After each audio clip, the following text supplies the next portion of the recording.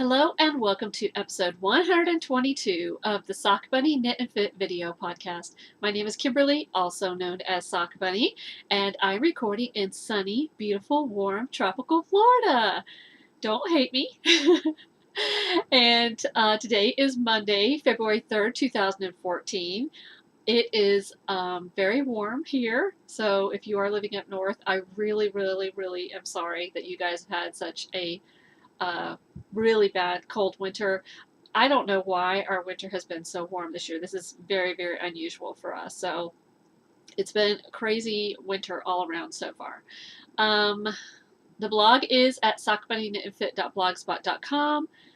The email is sockbunnyknitandfit@gmail.com. Etsy shop is sockbunnystudios.etsy.com. And on Facebook, you can find me as Sock Bunny Studios. What are we going to talk about today? We are going to talk about announcements, finished objects, works in progress, fitness, stash enhancement. Oh wait, I don't. Yes, I do. Never mind. Tips and tricks, what I'm watching and reading, favorite things, a book review, and Ask Sock Bunny. So let's hop right into it. As far as announcements go, the first big announcement, all the podcasters are talking about it, well, most of us.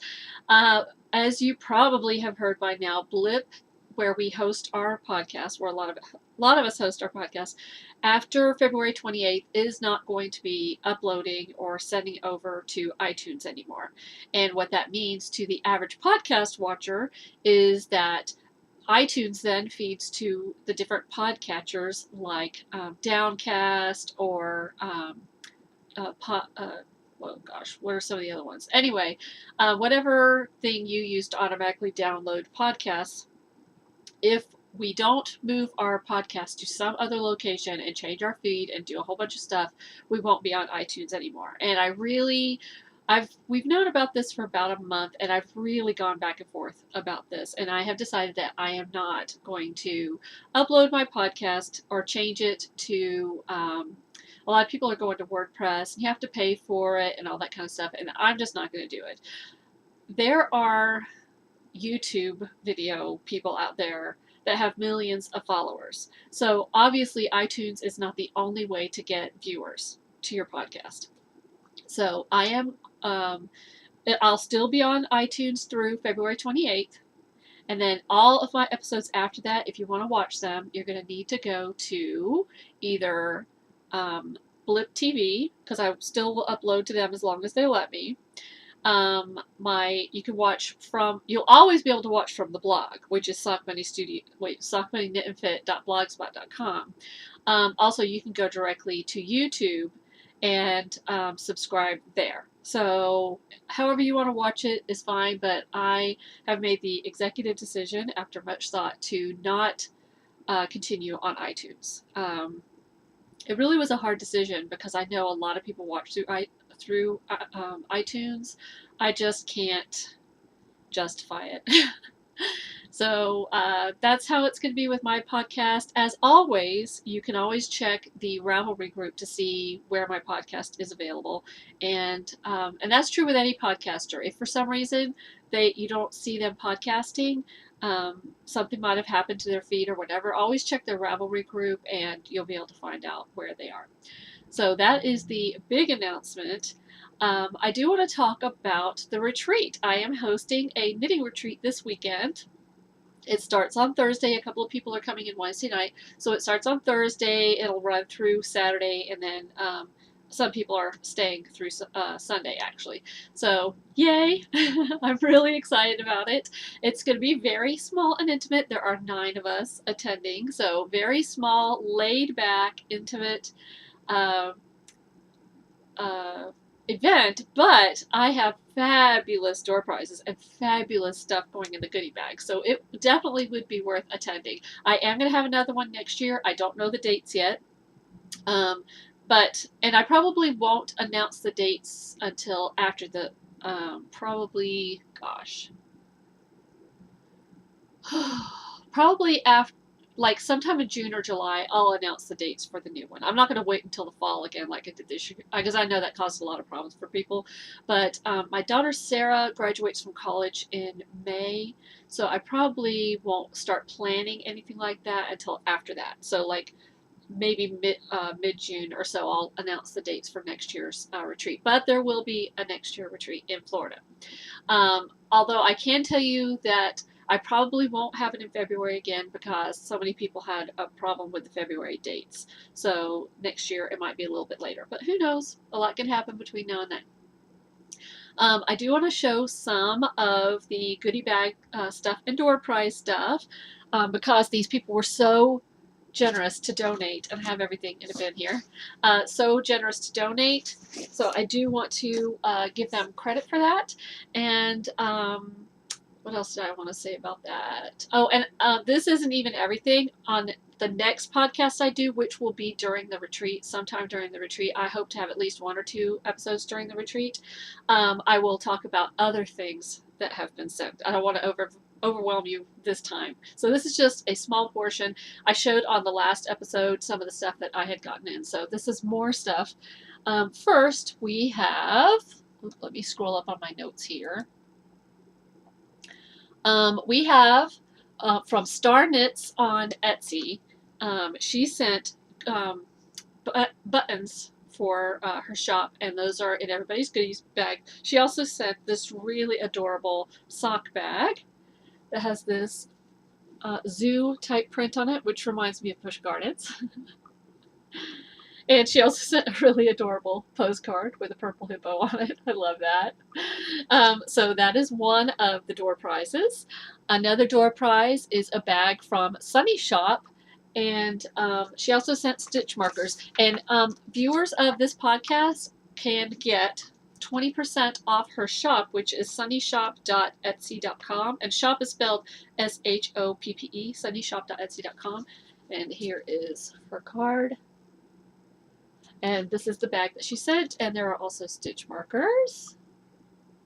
So thank you, Carrie, for that. Oh, and the coupon code to get the discount is Sock Bunny. So you get 20% off at sunnyshop.etsy.com with the coupon code Sock Bunny.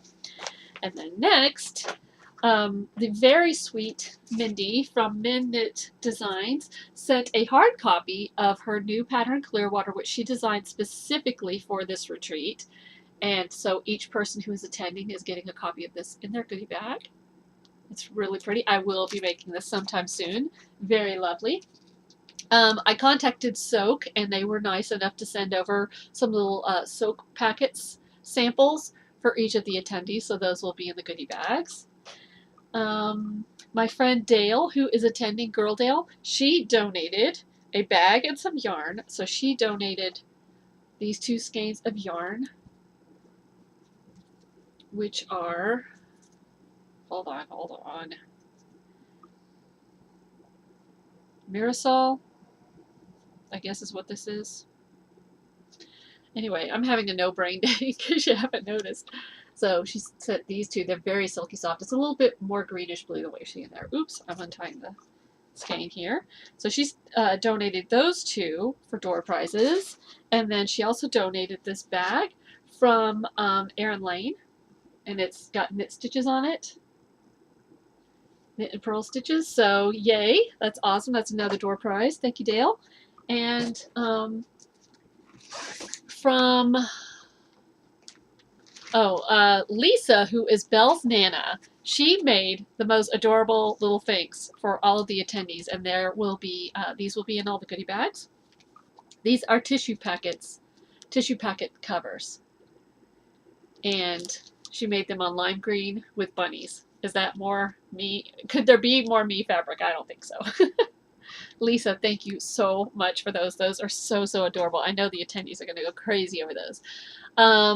Rainstorm Studios is vending at this event, and she sent a project bag as a door prize, and she makes these awesome bags that have the windows in them. See that? So she sent one of these for the door prize. She's also vending, but she also sent zipper pulls, and she sent one of these for each of the attendees, and there are a variety of them. Like, let me show you what they look like. They could be used as stitch markers too, but they're zipper pulls. Whoops. So she actually lives here in Florida, and her shop is rainstormstudios.etsy.com. And for a lot of these things that people sent, I am going to have leftovers. I have surplus. So what that means is after the retreat, I am going to have some prize drawings where you could win some of the things that I have extras of. So look for that. Oh, sorry.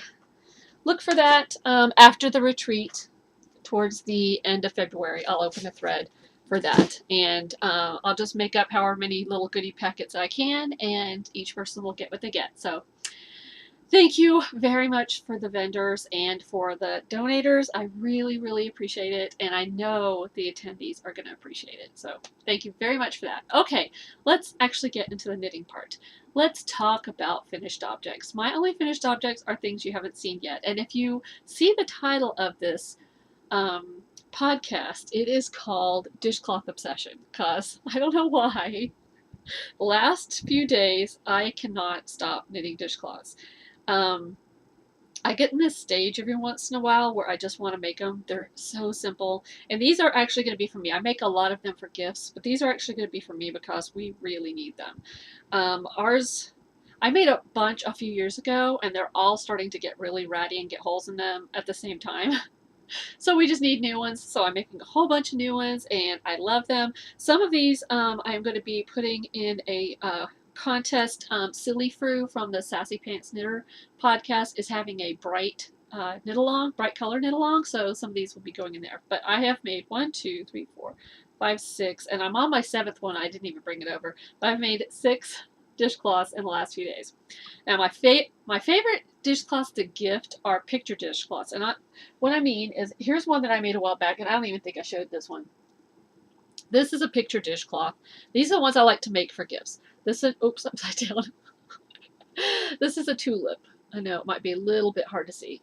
That's a tulip.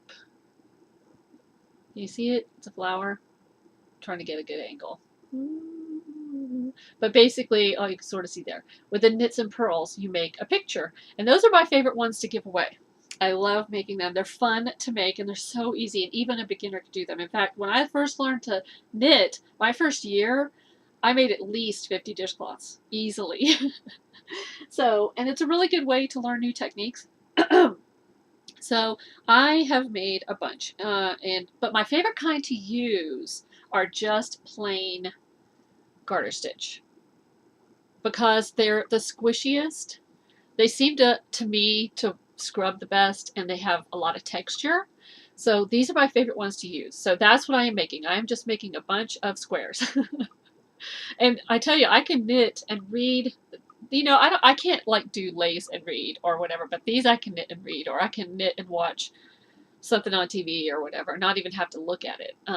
These I can knit in public without having to look. I probably will take a bunch of dishcloth cotton to work on a bunch of these at the retreat, because I can do that and not have to work. I can pick it up and put it down without having to worry about, you know, losing my place or whatever. So that's probably a big part of my knitting will be dishcloths, because I had to do it until the obsession passes. I don't know how long that's going to take. And then here's one. I think this is Bernat. I'm pretty sure this one's Bernat also, the brand. This one I really like because it's pink and black, and I love pink and black and white. Reminds me of the California Flamingos colorway. And then here's just a pink square. And then this one I'm using up my scraps. Actually, the next couple are using up scraps. And some of them have imperfections, but that's okay. They don't have to be perfect. They're dishcloths. And that's a good thing about them. If you mess up, who cares? This one, I'm showing you the wrong side. This one, I just decided to alternate colors every other row for a few rows. And this one's made from scraps. So 6 dishcloths. My obsession is still burning. And you know, I say when you get in an obsessive state like this, go for it. Because later I might need dishcloths and I won't be in the mood to make them. So why not just make them while I'm in the mood for them? The same thing goes, if you're obsessed with knitting socks, knit socks. Do what makes you happy. Knitting is supposed to make you happy. If knitting the same thing 75 times, I'm talking about Diane of Knittables, with her stitch surfers. If that makes you happy, that's what you should knit. Knitting is fun. There we go. Off the soapbox. So don't judge my dishcloth obsession. Anyway, okay. That's my only finished object. Let's talk about works in progress. I do have a sock head hat in progress. It's in the car. It's my on the road knitting, running around town knitting, so I didn't bring it in. I have been working a little bit on my sock yarn blanket. Not as much as I want to, though. I want to do a square a day, but that hasn't been happening lately. We are having a sweater knit along in January, February, and March in the Sock Bunny group, and all the rules are in the Sock Bunny group, but I will say it had to be cast on January 1st or after. It has to be an adult sweater, and it has to be cast off, buttons on, ends woven in, ready to wear, March 31st, photographed, and in the group thread March 31st. So it has to be a completely completed sweater. This way we don't, with this deadline looming, we won't procrastinate putting the buttons on or sewing, weaving in the ends or stuff, which I know I do and I know other people do too. So my sweater that I'm working on, I finished the back and I started the front, and I'm about a third of the way through the front. The yarn I'm using, I got at Webb's when I was up there in October, Baby Alpaca DK. And if you watched before, you know that for the back I knit a rectangle. That was the back. And the front, I am doing a rectangle, but I am doing a, what in the heck? I thought I had a hole, but no, it's just where my needle was sticking through. I scared myself. Yeah, that's just where I had a needle poking through it, so it's not a hole. Whew, that scared me. Anyway, here we go. Every 10th row, so basically I'm knitting and purling and doing stockinette, and then every 10th row I am doing a purl row, a purl bump row. So I will make this the same size as the front, and so then I'll have two rectangles to seam together, and then the sleeves are just going to be basic trapezoid. Is that the shape? I don't know. Sort of a triangle with a top chopped off. Geometry. Anyway, the sleeves will be basic, and it's going to probably take, I would say, I have 10 balls. The front took 3 balls, the back will take 3 balls, so that's 6. So I have 2 balls each for the sleeves. I don't think that each sleeve will take a whole 2 balls. It might take a ball, ball and a half. So I might have 1 ball left over. I am going to knit the sleeves simultaneously on 1 needle. That way I don't have to worry about whether they match or not. So that is the sweater I am making. It's not as orangish peach as you see there. It's more, that's the color right there. There you go. And this yarn is so, oh, so scrumptious. Seriously, this is some of the softest, most delicious yarn I've ever used. And I am actually not in any hurry to finish this because it is so much fun to knit with this yarn. I'm actually enjoying the process of knitting it. I mean, I'd say I'm half process, half project knitter, and this is definitely, I'm enjoying the process. So, and that's a pattern I'm just making up loosely based on a sweater that I saw in a book. Oh, and I also want to say that the ladies from the Pen, Hook, and Needle podcast and the Knit Nerd podcast have joined up, and they're having a sweater knit along also for January, February, March. So go over to their threads and see what their rules are, because their rules are different than mine. And also in the Intertwined Stitches podcast, I know theirs is January, February. I'm not sure if theirs is going into March. You'll have to check out their thread also, Intertwined Stitches. So go check them out. Socks. We are, I am having a personal sock club for the year 2014. I have my January socks here. They're not done. That's okay. As I had mentioned before, what I was doing is I took 12 balls of yarn. I caked up 12 balls of yarn, 12 cakes of yarn, and put them in brown bags, which I have a brown bag here that I ripped open on the first. I just put them in brown bags and taped them closed so I couldn't cheat. And every month on the 1st, I open a bag. I have my daughter randomly pick a bag for me. I open a bag and I knit socks. If I don't finish that pair of socks, I'm still casting on the next pair of socks. I won't have 12 pairs on the socks.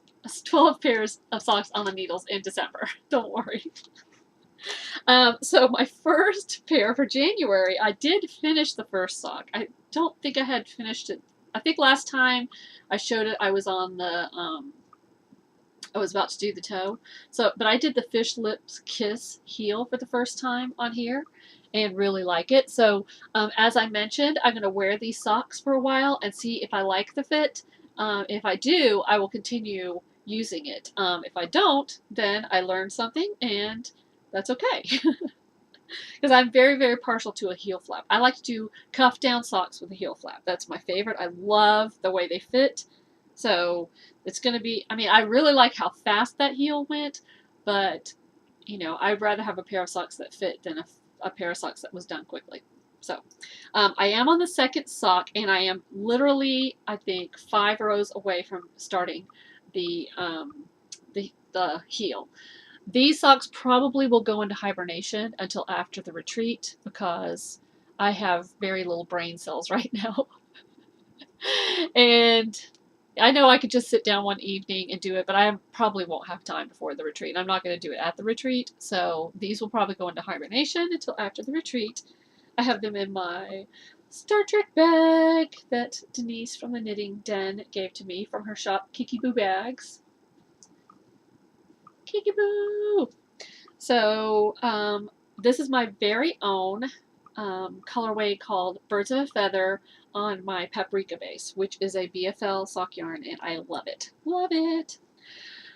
Right, so that is one of my pairs of socks, but since it's after February 1st, we have a second pair of socks.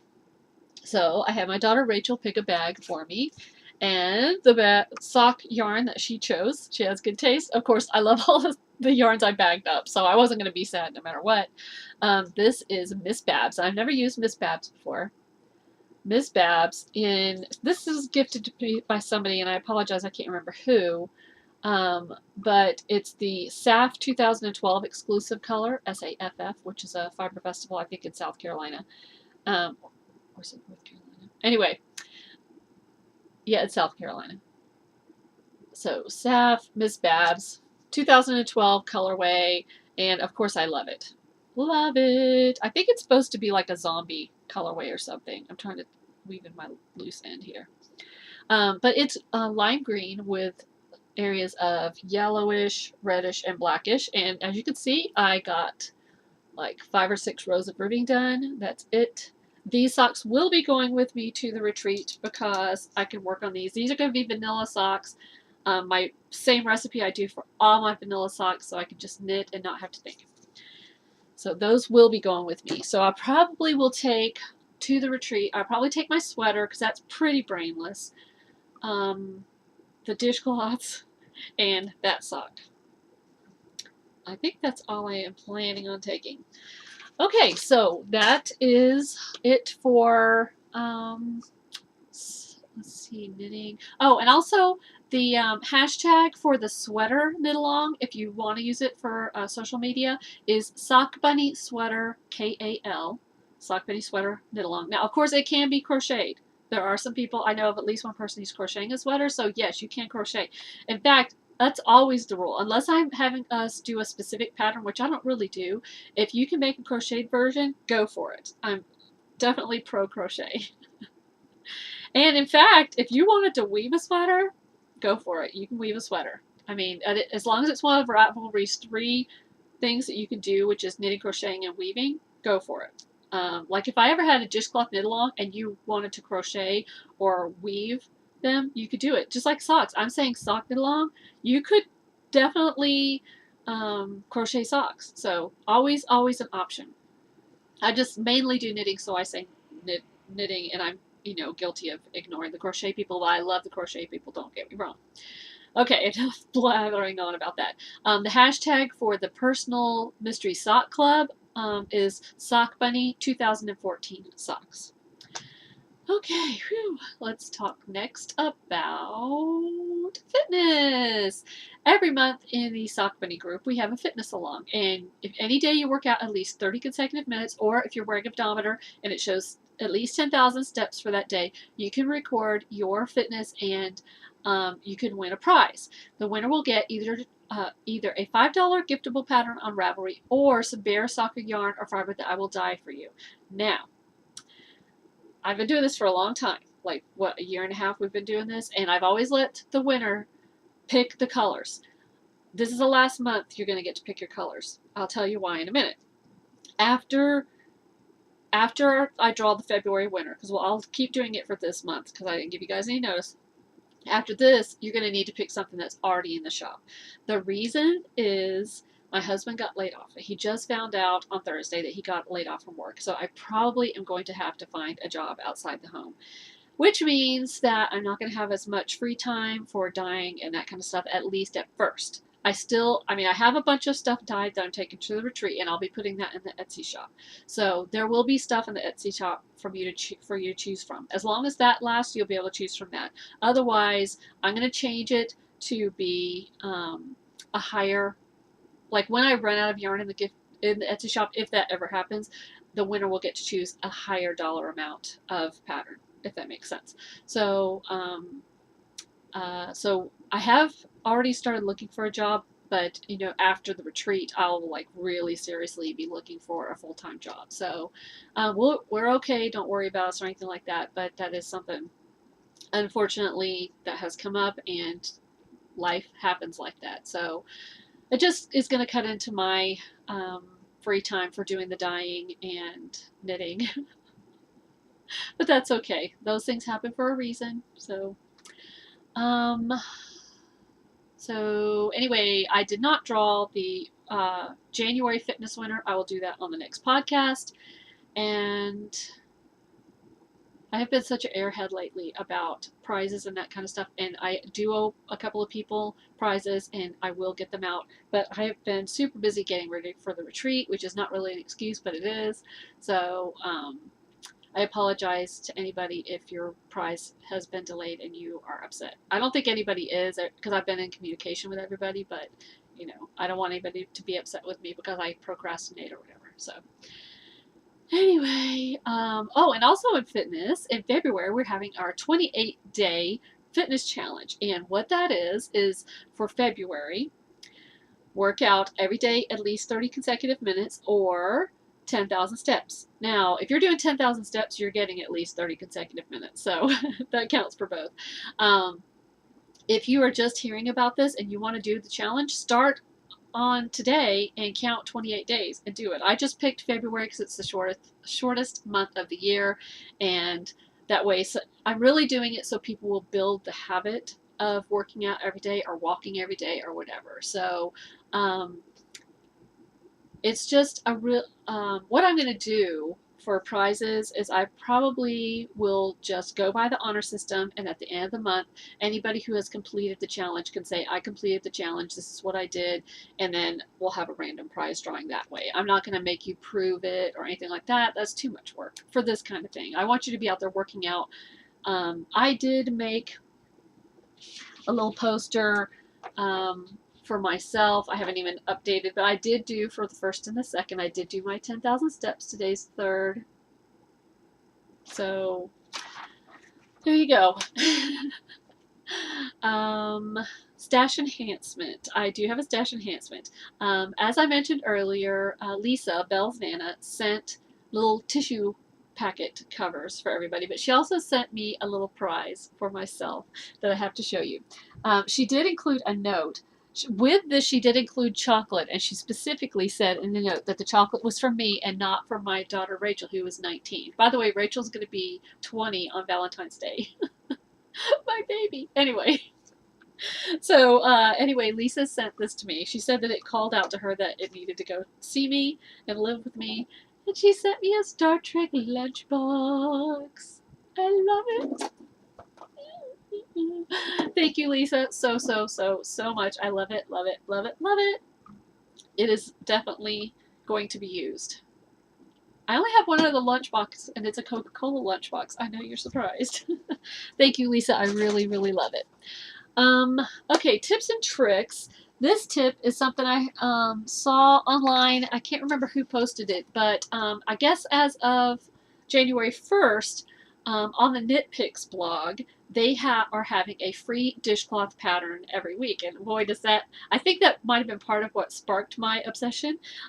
So every week they're having a different one. So if you just Google Knit Picks blog, you can go to their blog and see, because I can't remember what the link is.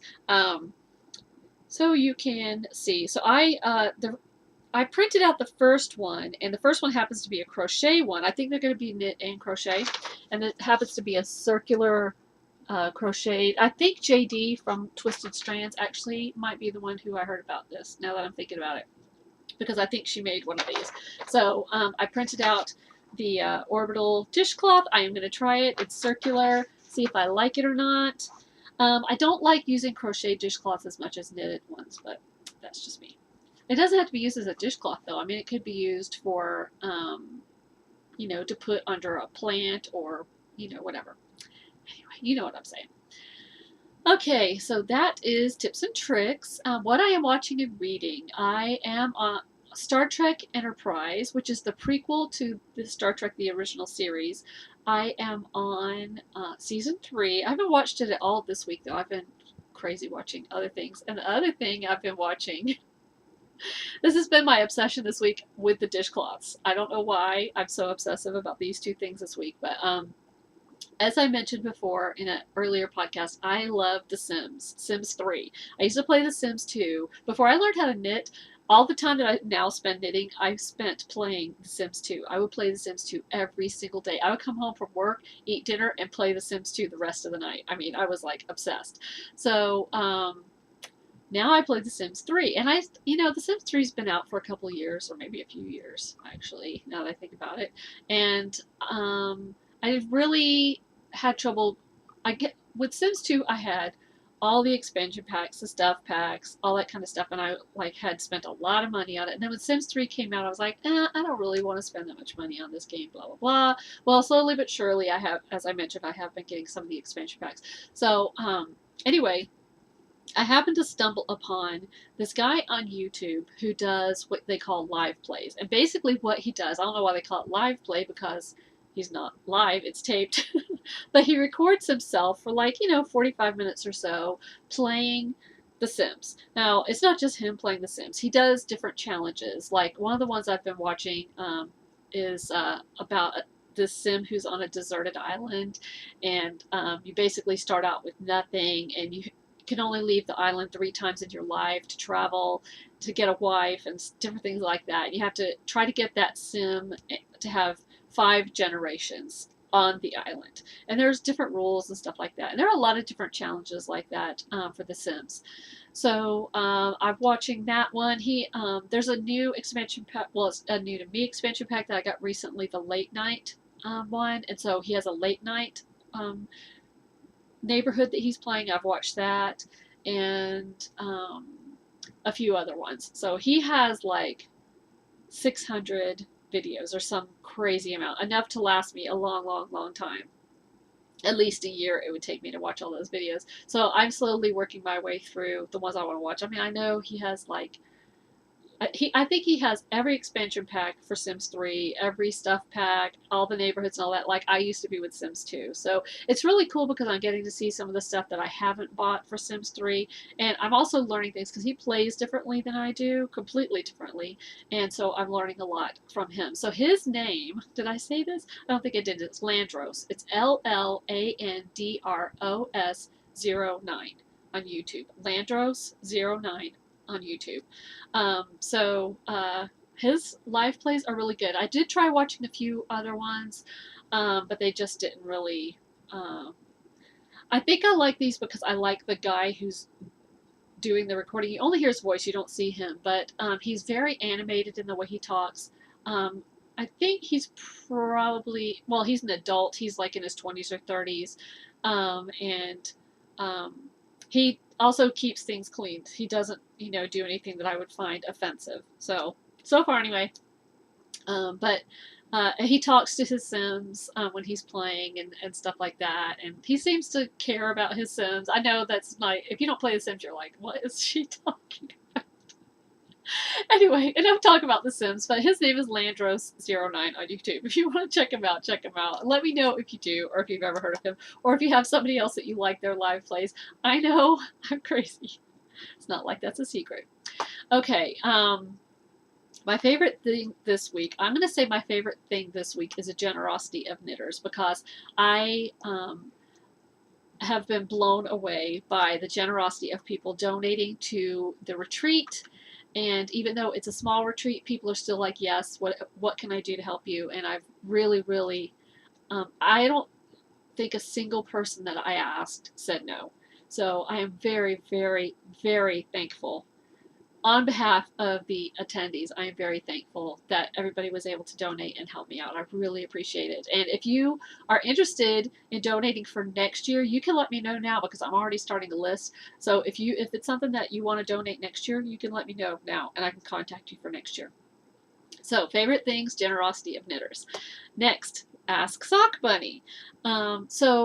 The Ask Sock Bunny question this week is from Brandy, who is BJ. And there's a thread in the Sock Bunny group. If you want to go there, you can ask a question of me or my bunny John, who is the mascot of the show. And he didn't want to be on today because he's crying because the Broncos lost the Super Bowl last night, and that's his football team. So he's in bed. He won't get out of bed today. So condolences to John. I'm sorry your team lost. I don't actually watch the Super Bowl, but I was informed several times during the game that the Broncos were losing. So I really don't personally care, but my bunny does. So, I wanted him to be happy, but he's all right. He'll be fine. Give him a day or two. Anyway, so Brandy asks, I am wondering if the Doctor Who, showed up, where would you like to visit first, second, and third with him? And that is a very good question, and I actually gave it quite a bit of thought. He can go anywhere in time or space. So I would say, because I'm a big American history buff, I would like to first meet Abraham Lincoln. I think that would be awesome if I could meet him, even for 5 minutes, to get to say hi to Abraham Lincoln. That would be awesome. Second is George Washington. I know, what a nerd, right? And then third, I would like to go and meet my grandparents, because they were young in the 1930s. My grandfather was born in 1895, and my grandmother was born in 1905. So I would like to go meet them when they were young. I, of course, would not be able to say I'm your granddaughter or whatever, but I would like to go and meet them and just see what they were like. So those are where I would go, and that's a really good question, Brandy. And she also has another question that I'm going to answer next week that I've already given a lot of thought to. So if you have any questions that you would like to ask me or John, go over to the thread. All right. Lastly, I'm going to do a book review. I know most people are like, oh, book review. I'm going to turn it off. Don't turn it off. This is an awesome book. This book, I didn't mention it at the beginning. This book was donated by the author, Deborah Tomasello, and it's wrapped in color. It's a color workbook like none other I have ever seen. So I hope that you will stick with me for this. She donated a hard copy that she signed to each of the attendees, and I will have leftovers that I can give away after the retreat. So please stay tuned. But if you have to go, I totally understand. So have a great week. Keep on crafting. Look for me at the retreat, blah, blah, blah. Don't forget to post your fitness minutes. Don't forget to post your prayer requests in the prayer request thread. But I wanted to review this book because it is awesome. I actually sat down and read it from cover to cover, which I don't normally do with knitting books, but this one is very interesting. She has a very laid back, interesting, funny way of writing. So she looks, oh, my phone. I thought I turned it on silent, but I think, did that just, hold on. I think that just, even though I have it on silent, if an alarm goes off, it still wakes it up. Sorry about that. So, anyway, what was I saying? Oh, she is relatively new to color work. So she doesn't have a lot of the preconceived notions of what color work is limited to or what it can do and stuff like that. So she has a very different way of looking at it. And she's got some very unique projects in here. And one of the things that she says in here is that color work can take the place of lace. It can take the place of cables. It can take the place of a lot of things. So I thought that was pretty interesting. And then she has different patterns that express that. So if you will look at the cover, it's hard to tell, but this is all color work except for these panels, right? This panel right here. Whoops. Here. This panel right here, and this panel right here, and this panel down at the bottom. Those are lace, but the rest of it is color work. And it sort of looks like there's more lace than there is because of the color work. She says that color work can take the place of lace. So if you hate lace, but you still want an interesting design, there you go. The good thing about color work is, for the most part, it's all knit. So if you hate to purl, color work is for you. You very rarely, I mean, sometimes you find a pattern with purling and color work, but for the most part, it's all knits. So an example, she has this pattern called Smoke and Mirrors, and it looks like it's a lace shawl, right? That's actually color work.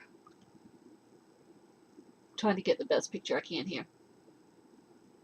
That is all color work. And she talks about how to make the back of the shawl look just as good as the front.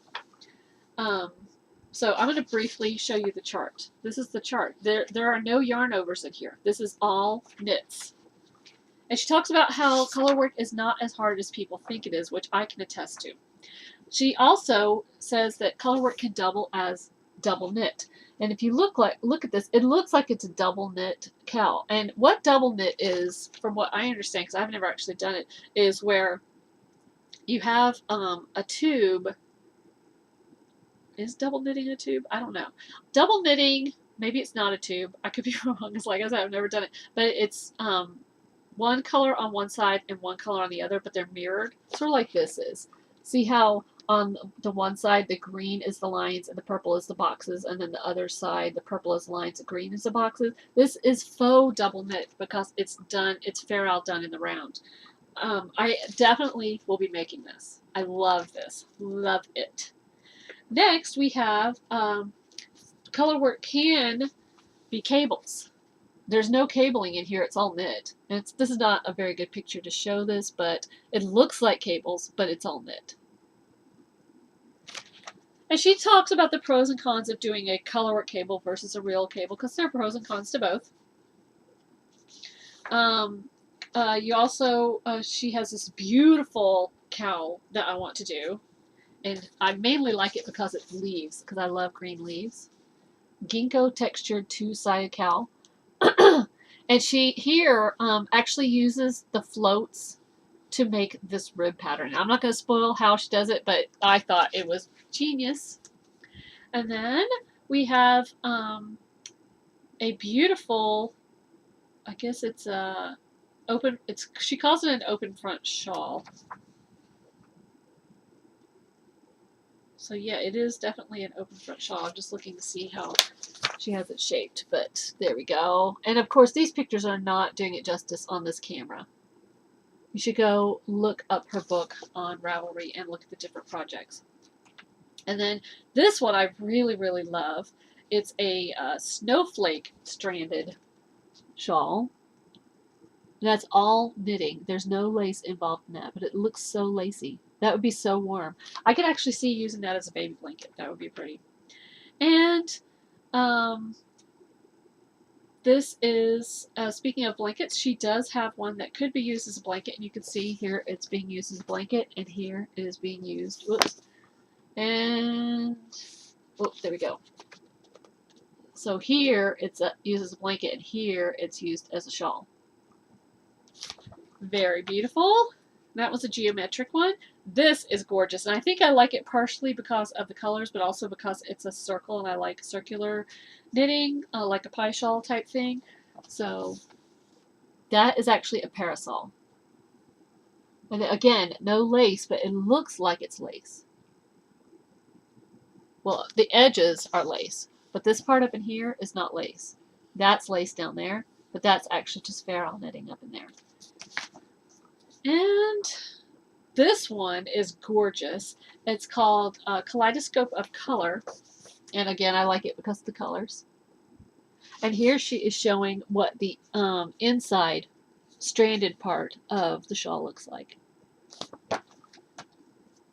And then she has another one that is could be used for a baby blanket, I think, or a baby wrap. Yeah, it's this one.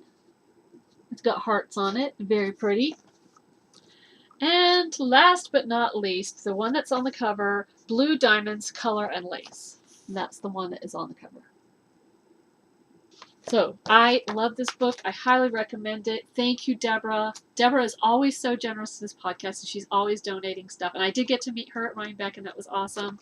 So thank you, Deborah, for donating these. Like I said, everybody who's attending is getting a hard copy of this in their goodie bag, and then there will be a few leftovers for giveaways after. Go check it out. Wrapped in Color, Stranded Knitting in the 21st Century by Deborah Tomasello. I highly recommend it. I will be making a few things out of there. So that is it. Wow, 45 minutes. I am proud of myself. I did a good job. And let's see. I think that was it. I want to make sure. Yes. Okay, so as I mentioned, don't forget to put your prayer requests in the prayer request thread if you have any. Enter the fitness threads and ask Sock Bunny or John John. And look for me in the next week to have at least one, maybe two episodes out during the Sock Bunny retreat here in Florida. And everybody else in the north, keep warm. Have a great week. Keep on crafting. Bye.